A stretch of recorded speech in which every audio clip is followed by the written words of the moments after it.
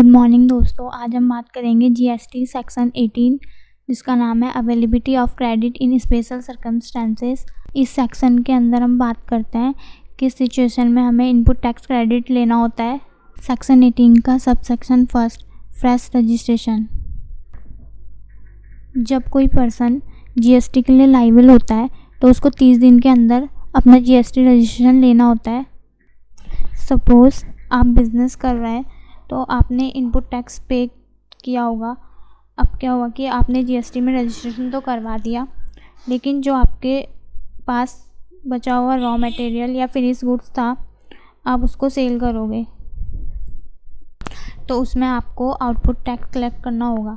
उस स्लॉट में तो आपको आईटीसी की रिक्वायरमेंट होगी, यानी कि जो आपके पास इनपुट स्टॉक में पड़े हुए थे आप उसमें भी आईटीसी क्लेम कर सकते हो। अब हम बात करते हैं सेक्शन 18 का सेकंड, वॉलंटरी रजिस्ट्रेशन। जब कोई पर्सन बिज़नेस के लिए जीएसटी रजिस्ट्रेशन करवाता है तो वे अपनी मर्ज़ी से भी रजिस्ट्रेशन करवा सकता है। मान लीजिए कोई व्यापारी या कोई बिजनेसमैन का सालाना टर्नओवर 15 लाख है, उसकी साल की टर्नओवर 15 लाख है, तो जीएसटी के अनुसार आपको जीएसटी रजिस्ट्रेशन लेने की ज़रूरत नहीं है। मान लीजिए आपकी दुकान की सालाना बिक्री 20 लाख से कम है, कानून के अनुसार, जीएसटी लॉ के अनुसार रजिस्ट्रेशन लेने की ज़रूरत नहीं है, क्योंकि जो इसकी लिमिट है वो 40 लाख या 20 लाख है। लेकिन अगर आप फिर भी रजिस्ट्रेशन लेते हैं ताकि आप इनवाइस पर जीएसटी दिखा सकें या इनपुट टैक्स क्रेडिट ले सकें, तो यह वॉलंटरी रजिस्ट्रेशन कहलाता है। तब आप अपनी मर्ज़ी से वॉलंटरी रजिस्ट्रेशन करवा सकते हैं।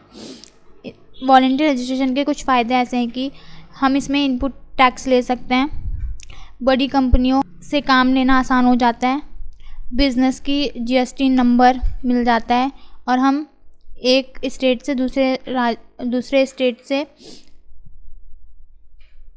सामान वगैरह, गुड्स वगैरह परचेज़ कर सकते हैं। सेक्शन 18 का third, exempt to taxable supply. जब कोई बिज़नेस पहले से गुड्स या सर्विस बेचता है जो जीएसटी में एग्जम्प्ट थी और बाद में वही बिज़नेस गुड्स और सर्विस बेचने लगता है, लेकिन जिसमें जीएसटी लागू यानी कि टैक्सेबल होता है, तो इसे कहा जाता है एग्जम्प्ट टू टैक्सेबल सप्लाई। अब एग्जम्प्ट सप्लाई क्या होती है? हम मान सकते हैं कि जब कोई गुड्स या सर्विस जिस पे जीएसटी नहीं लगता है, यानी कि 0% रेट होता है, तो उसको हम एग्जम्प्ट सप्लाई कहते हैं। जैसे दूध, अंडा, फल, सब्जियां आदि में 0 रेट होता है। टैक्सेबल सप्लाई में जब हम गुड्स या कोई सर्विस में जीएसटी लागू होता है तो उसमें 5% या 12%, 18% जीएसटी कैलकुलेट होती है। एग्जाम्पल के लिए है मोबाइल फ़ोन, इलेक्ट्रॉनिक्स, रेडीमेड कपड़े एक्स्ट्रा। जीएसटी रजिस्ट्रेशन लेना ज़रूरी हो जाता है। जब हम एग्जम्प्ट से टैक्सेबल सप्लाई की ओर जाते हैं तो हमें जीएसटी रजिस्ट्रेशन लेना कंपलसरी हो जाता है। जैसे आप टैक्सेबल सप्लाई करते हैं और उसमें सेल की लिमिट जो होती है वो 20 लाख से 40 लाख हो जाती है, तो आपको जीएसटी रजिस्ट्रेशन लेना पड़ता है। आप चाहे तो वॉलंटरी रजिस्ट्रेशन भी ले सकते हैं। इसमें आपको तब इनपुट टैक्स क्रेडिट का बेनिफिट मिल सकता है अगर आपने पहले एग्जम्प्ट सप्लाई में इस्तेमाल किए गए गुड्स या कैपिटल्स गुड्स अब टैक्सेबल सप्लाई में यूज़ कर रहे हो, तो आपको इनपुट क्रेडिट मिल सकता है। अब हम बात करते हैं composition to normal scheme. If a person opts out of the composition scheme, he can take ITC on input held in stock and capital goods. इसमें कंपोजिशन स्कीम क्या होता है? कंपोजिशन स्कीम में कम टैक्स रेट लगता है। इसमें 1%, 5% tax rate लगता है। कंपोजिशन स्कीम में आईटीसी नहीं ले सकते हैं।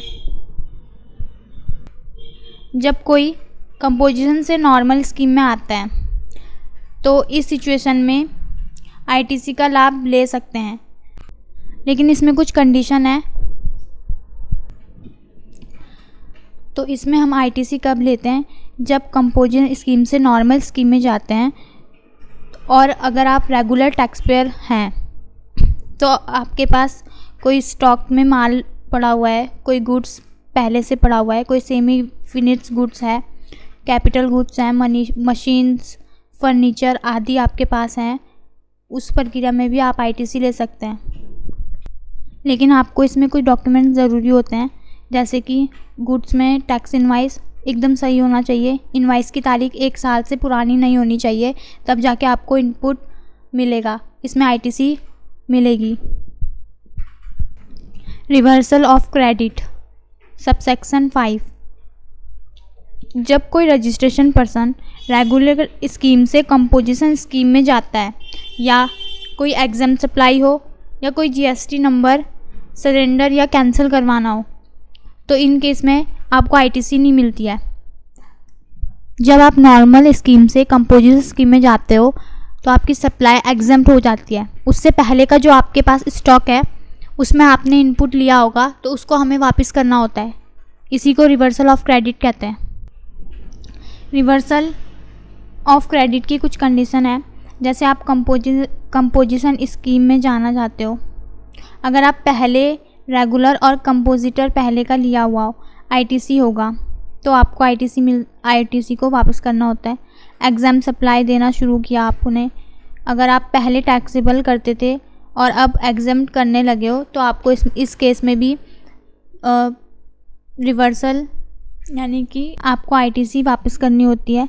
अगर आपकी पेमेंट 180 दिन में नहीं की हो, अगर आपने किसी सप्लायर का पेमेंट 180 दिनों में नहीं भरा हो तो आपको आईटीसी वापस करनी पड़ती है। पर्सनल यूज़, जब आप गुड्स सर्विस पर्सनल या नॉन बिजनेस यूज़ में चली जाए, यानी कि जब कोई गुड्स या सर्विस आप अपने पर्सनल यूज़ के लिए करते हो, इस केस में भी आपको आईटीसी वापस करनी होती है। सेक्शन 18 का 6 टाइम लिमिट, जब आपका फाइनेंशियल ईयर में इनवाइस लिया गया हो, सेक्शन 18 के अंदर अगर 1 साल का पुराना इनवाइस है तो आप आईटीसी क्लेम कर सकते हैं।